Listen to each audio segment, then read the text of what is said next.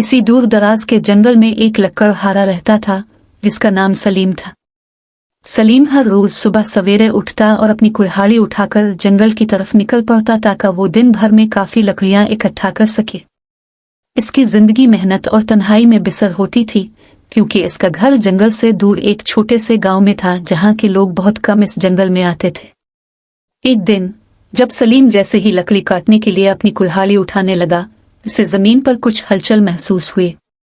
वो चौंक कर पीछे हटा और देखा कि एक बड़ा सांप उसकी कुल्हाड़ी के पास बैठा हुआ है।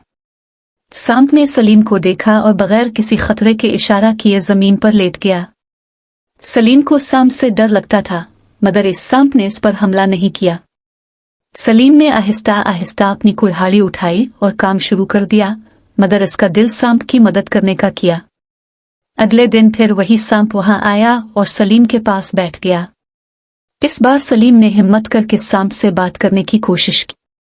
इसने पूछा, तुम रोज यहाँ क्यों आते हो?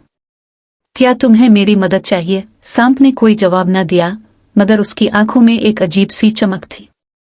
सलीम ने दिल पर पत्थर रखकर सांप को कुछ दूर एक छोटी सी झील की तरफ ले गया जहां पानी बहुत साफ था। सांप ने पानी में जाकर कुछ देर बाद खुद को पूरी तरह धोया और फिर वापस आकर सलीम के पांव में लूट आया। इस दिन के बाद वो सांप रोज आता और सलीम के साथ वक्त गुजारता। महीनों बाद एक दिन जब सलीम जंगल में गया तो उसने देखा कि वही सांप एक शिकारी के जाल में फंसा हुआ है। सलीम ने बगैर कुछ सोचे समझे शिकारी के जाल को काट दिया और सांप को आजाद कर दिया। सांप ने सलीम की तरफ देखा और जैसे इसकी आंखों में शुक्रिया अदा किया, फिर जंगल की गहराइयों में गायब हो गया। इस दिन के बाद सलीम को जंगल में कभी कोई मुश्किल ना आए, जैसे जंगल की हर चीज उसकी हिफाजत करती हो। इसने महसूस किया कि सांप ने शायद अपनी जादू